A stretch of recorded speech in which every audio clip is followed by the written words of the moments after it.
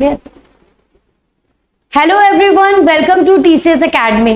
तो आज की हम इस क्लास में डिस्कस करेंगे हॉवर्ड गार्डनर की मल्टीपल इंटेलिजेंस थ्योरी। इससे रिलेटेड आपके एग्जाम में सीटेट हो, स्टेट टेट हो या फिर आपका केवीएस हो, कोई भी टीचिंग एग्जाम से रिलेटेड आपका कोई भी एग्जाम हो रहा है, टीचिंग से रिलेटेड है, तो आपका इससे रिलेटेड क्वेश्चंस आपके आते ही आते। तो आज की क्लास में हम लोग हॉवर्ड गार्डनर की थ्योरी डिस्कस करेंगे, जो कि काफी इंपॉर्टेंट है और कभी कभी पूछा भी जाता है कि मल्टीपल इंटेलिजेंस थ्योरी किसकी है। तो मल्टीपल इंटेलिजेंस थ्योरी किसकी है? हॉवर्ड गार्डनर की मल्टीपल इंटेलिजेंस थ्योरी है।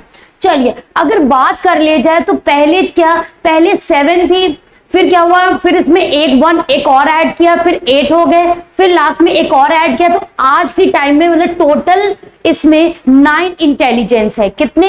9 मल्टीपल इंटेलिजेंस है। तो आज की क्लास में हम लोग डिस्कस करेंगे।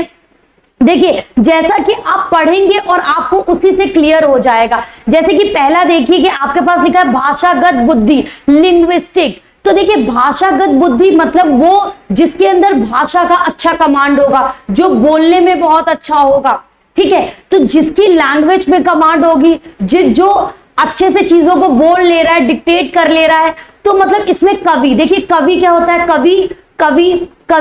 कवि के अंदर क्या होती है? एक लिंग्विस्टिक इंटेलिजेंस होता है। हर एक ह्यूमन में कुछ ना कुछ एक डिफरेंट इंटेलिजेंस होता है। कोई किसी चीज में अच्छा होता है, कोई किसी चीज में अच्छा होता है।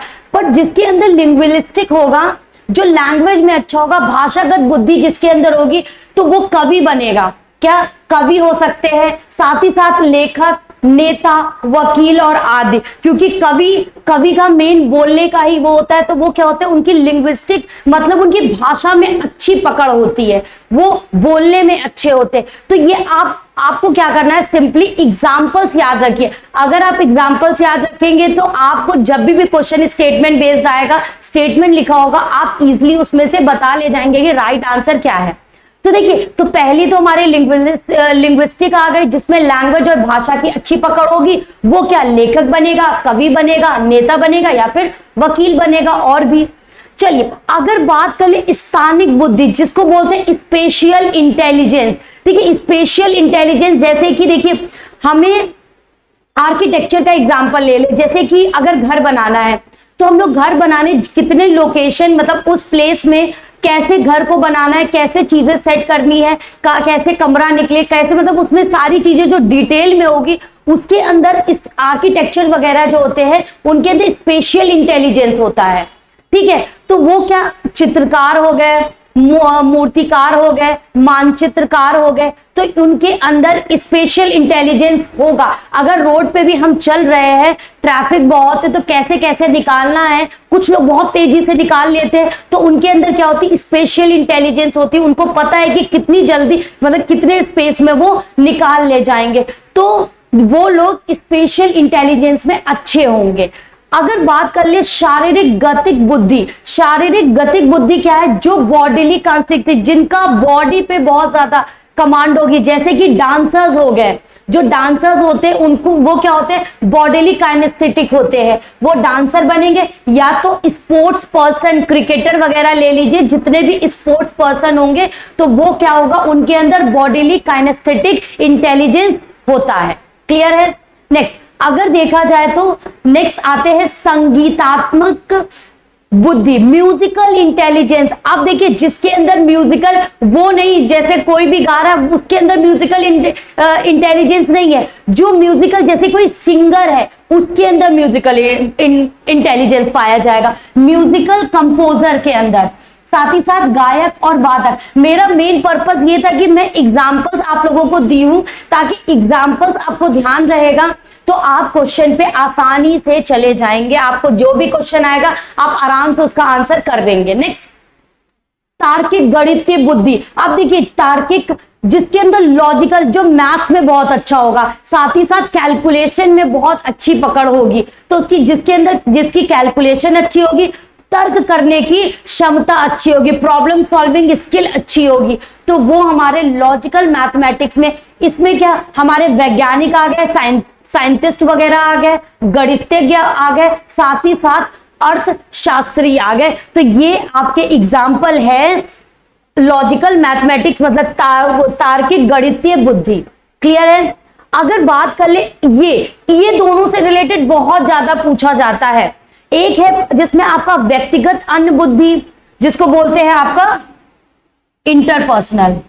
ठीक है, क्या है आपका व्यक्तिगत अन्य बुद्धि जो कि आपका इंटरपर्सनल है, और व्यक्तिगत आत्मन बुद्धि जो कि इंट्रापर्सनल है। तो देखिए आपको याद रखना है, इसमें ये क्वेश्चन कंफ्यूज करने के लिए पूछा जाता है कि इंटर और इंट्रा में लोग कंफ्यूज हो जाते हैं। देखिए इंटर क्या होगा, जिसके अंदर कम्युनिकेशन, दूसरों की भावनाओं को, जो लोग दूसरे की भावनाओं विचारों को अच्छी तरह से इंटरैक्ट कर पाते, समझ पाते, जिनके अंदर कम्युनिकेशन अच्छी होती है। ठीक है, किसी से वो अच्छी तरीके से जो दूसरे की भावनाओं को, यहां पे याद रखना इंटरपर्सनल मतलब जो दूसरे की।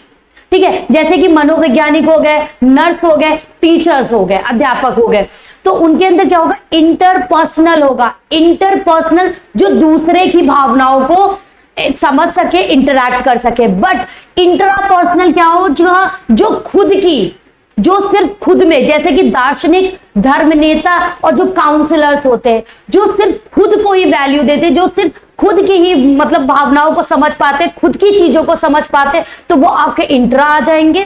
बट जो दूसरे की चीजों को समझ पाएंगे वो आपका इंटरपर्सनल इंटेलिजेंस में आएगा। और सबसे ज्यादा आप प्रीवियस ईयर उठा देखेंगे पेपर में, तो सबसे ज्यादा क्वेश्चन अगर आए हैं तो इंटर और इंट्रा से सीटेट में बहुत बार इससे रिलेटेड क्वेश्चंस आ चुके हैं। तो ये आप इसमें कंफ्यूज मत होइएगा इंट्रा और इंटर में। ठीक है, नेक्स्ट बात करते हैं प्रकृतिवादी, नेचुरलिस्टिक। देखिए नेचुरलिस्टिक जिसको प्रकृति से बहुत प्यार होगा, जिसको नेचर से बहुत ज्यादा लगाव होगा। तो नेचर से कौन, एक तो किसान हो जाएंगे, शिकारी हो जाएंगे, ये सब हो गया आपके नेचुरलिस्टिक इंटेलिजेंस में। एक है आपका अस्तित्ववादी एग्जिस्टेंशियल इंटेलिजेंस।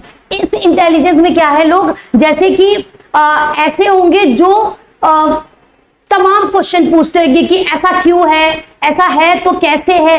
तो इस टाइप की, जैसे फिलोसोफर आप ले सकते हैं एग्जाम्पल में, फिलोसोफर ले लीजिए, साधु संत ले लीजिए, तो ये आपके एग्जाम्पल है एग्जिस्टेंशियल इंटेलिजेंस। आपको बेसिकली एग्जाम्पल्स ध्यान में रखने हैं, एग्जाम्पल्स क्लियर रहेंगे तो आपको कंफ्यूजन नहीं होगा और आप आराम से कर लेंगे। और कभी कभी ये भी पूछा जाता है कि आपको इंटेलिजेंस दे दिए जाएंगे और पूछेगा कि कौन सा इंटेलिजेंस नहीं है।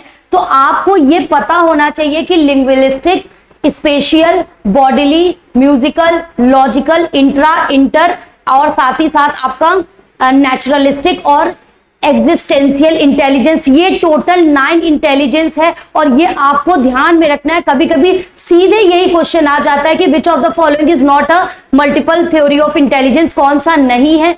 तो इसमें से 3 दिए होंगे, 1 नहीं दिए होंगे, तो आपको ये भी पता होना चाहिए।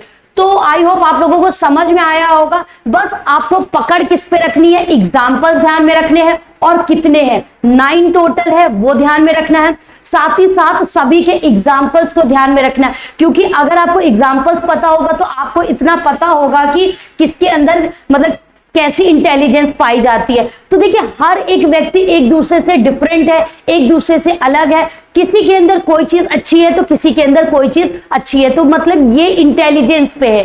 कोई जैसे कि एग्जांपल ही देखिए कि कोई स्पेशल अंडरस्टैंडिंग जो आर्किटेक्चर्स बन सकते हैं, कोई भाषण बोलने में अच्छा है तो वो वकील नेता बन सकते हैं।